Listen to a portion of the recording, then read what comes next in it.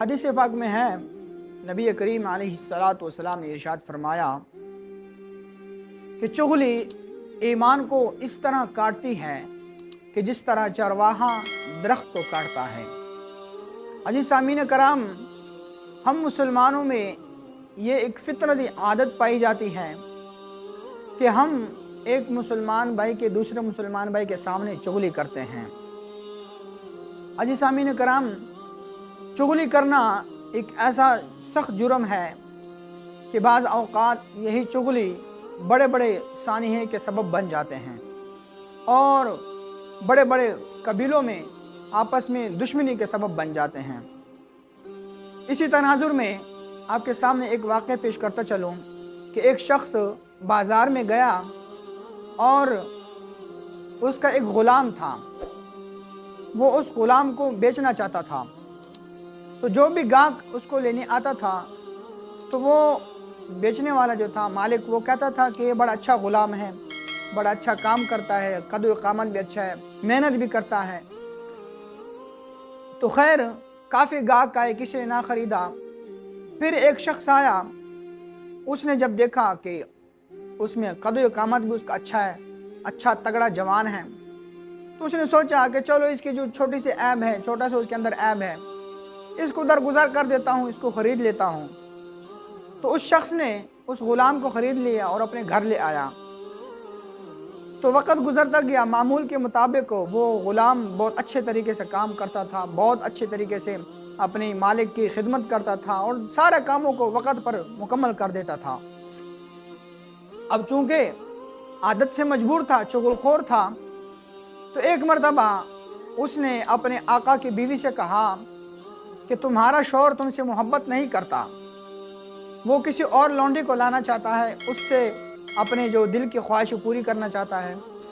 اگر تم چاہتی ہو کہ تمہارا شوہر تم سے بے انتہا محبت کرے تو میں تمہیں ایک عمل بتاؤں گا جسے تم کر کے وہ سارے زندگی تم سے محبت کرے گا، لیکن وہ عمل میں تمہیں بعد میں بتاؤں گا، لیکن پہلے تم ایسا کرو کہ رات کو اس طرح لے کر جب تمہارا خاوند سو جائے تو اس کے داڑھی کے کچھ بال اس طرح سے کاٹ لے آنا۔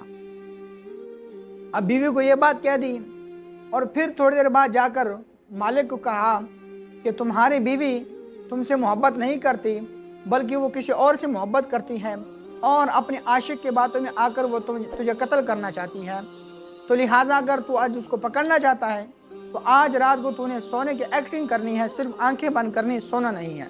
اب اس بندے نے، مالک نے غلام کی باتوں میں آ کر وہی عمل کیا اور عورت نے بھی آ کر وہی عمل کیا۔ رات کو جب شوہر گھر آیا اور اس نے آ کر لیٹ گیا تو بیوی معمول کے مطابق اس طرح لے کر آئی اور جب داڑھی کے بال کاٹنے لگی تو شوہر فوراً اٹھا اور اس کو پکڑ کر اس طرح سے اس کی گردن کاٹ دی، اس کو مار ڈالا۔ اب یہی بات جب اس عورت کے قبیلے کی طرف پہنچی تو وہ قبیلے والے آئے، اس شخص کو قتل کر دیا۔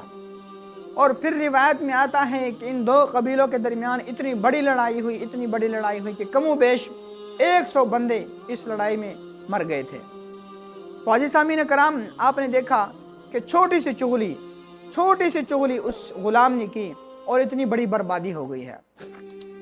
اس لیے تو نبی کریم علیہ السلام نے ارشاد فرمایا کہ چغلی ایمان کو ایسے کاٹتی ہے کہ جیسے چرواہا درخت کو کاٹتا ہے۔ تو عزیز سامعین کرام، چغلی ایک ایسی بیماری ہے کہ جب انسان اس میں مبتلا ہو جاتا ہے تو پھر اس کے گناہ ایسے جڑتے رہتے ہیں کہ جیسے درخت سے پتے جھڑ رہے ہوتے ہیں، لیکن اس کو معلوم نہیں ہوتا۔ عزیز سامعین کرام، اسی تناظر میں آپ کے سامنے ایک اور واقعہ پیش کرتا چلوں۔ حضرت کعب بن احبار رضی اللہ تعالیٰ عنہ حدیث کے مروی ہیں، فرماتے ہیں کہ ایک مرتبہ بنی اسرائیل میں قحط سالی پڑ گئی۔ حضرت موسیٰ علیہ السلام نے بہت دعائیں کروائیں اور نماز، جو بارش کے لیے جو نماز ہوتی ہے، نماز استسقاء، وہ بھی پڑھائی، لیکن بارش نہ ہوئی۔ تو اللہ تبارک و تعالیٰ نے حضرت موسیٰ علیہ السلام کی طرف وحی فرمائی اور فرمایا کہ میں تیری اور تیرے ساتھیوں کی دعا کیسے قبول کروں حالانکہ تم میں عادی چغل خور موجود ہے۔ اللہ تبارک و تعالیٰ حضرت موسیٰ علیہ السلام سے یہ فرما رہا ہے کہ اے موسیٰ، میں تمہاری اور تمہارے قوم کی دعا کیسے قبول کروں حالانکہ تمہارے اندر ایک عادی چغل خور موجود ہے جو کہ چغلی کرتا ہے۔ تو حضرت موسیٰ علیہ السلام نے عرض کی کہ یا اللہ یا باری تعالیٰ مجھے وہ چغل خور بتا اور میں اسے باہر نکال دوں۔ اللہ اکبر کبیرہ۔ تو رب تعالیٰ نے فرمایا اے موسیٰ میں تمہیں چغل خوری سے منع کر رہا ہوں اور خود میں پھر چغل خوری کروں۔ یعنی اللہ تبارک و تعالیٰ فرما رہا ہے کہ اے موسیٰ میں تمہیں چغل خوری سے منع کر رہا ہوں اور میں خود چغل خوری کروں، یہ کیسے ہو سکتا ہے؟ اے موسیٰ اس شخص نے توبہ کر لی، لہٰذا جب اس شخص نے توبہ کر لی تو اللہ تبارک و تعالیٰ کے اذن سے بارش برسنے لگی۔ تو حاجی سامعین کرام آپ نے دیکھا کہ ایک چغل خور کی وجہ سے پورے شہر میں، پورے ملک میں قحط سالی پڑ گئی اور اللہ تبارک و تعالیٰ اس شدت سے ناراض ہوا کہ وہ قوم بھوک اور پیاس سے مرنے لگی۔ تو حاجی سامعین کرام چغل خوری ایسا مرض ہے کہ انسان جب اس میں مبتلا ہو جاتا ہے پھر اس کی وجہ سے دیگر جو مخلوقات ہیں ان کو بھی تکالیف پہنچتی ہیں، دیگر جو اجناس ہیں ان کو بھی تکالیف پہنچتی ہے۔ تو حاجی سامعین کرام ہمیشہ آپ اس بات کو مد نظر رکھیں کہ کبھی بھی آپ نے چغلی نہیں۔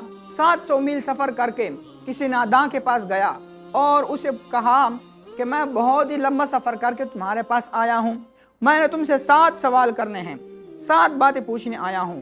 پہلی بات یہ ہے کہ اللہ تعالیٰ نے آپ کو علم دیا ہے، مجھے بتلائیں کہ آسمان اور آسمان سے بھاری چیز کیا ہے۔ دوسری چیز کہ زمین اور زمین سے فراخ چیز کیا ہے۔ تیسری چٹان اور چٹان سے سخت چیز، آگ اور آگ سے زیادہ گرم چیز، زمہریر اور اس سے بھی ٹھنڈی چیز، سمندر اور اس سے بھی زیادہ بے نیاز، یتیم اور اس سے بھی زیادہ ذلیل چیز کیا ہے۔ تو اس دانا نے جواب دیا کہ پاک دامن پر بہتان آسمان سے بھی بھاری ہے۔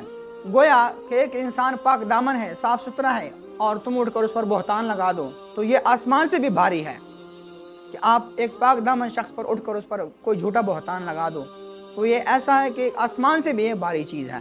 تو ہمیشہ اس چیز سے بچے رہنا ہے۔